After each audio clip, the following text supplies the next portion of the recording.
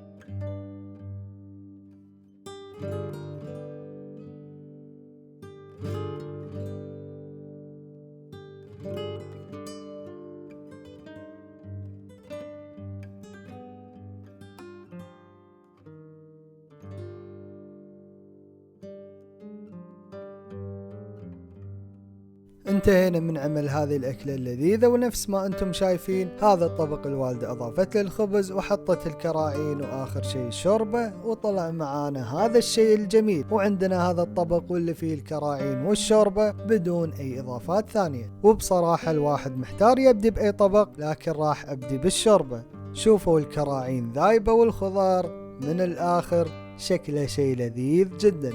المهم خلوني اجرب الشوربة ونقول بسم الله.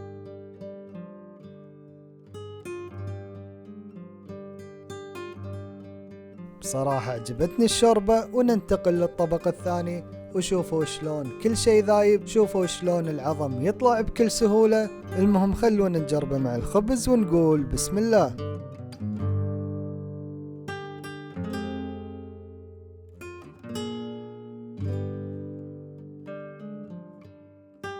يا جماعة الطعم لذيذ جدا، وهذه الأكلة بصراحة ما ينفع أكلها قدام الكاميرا لأن راح تكون في كوارث، فخلوني أختم الفيديو معكم. معاكم. وبهذا يكون انتهينا من عمل هذا الطبق اللذيذ، واللي ما جرب هالأكلة أتمنى يجربها. وآخر شيء حبيت أقول لكم لا تنسون الاشتراك بالقناة وعمل لايك، ونشوفكم بفيديو ثاني. مع السلامة.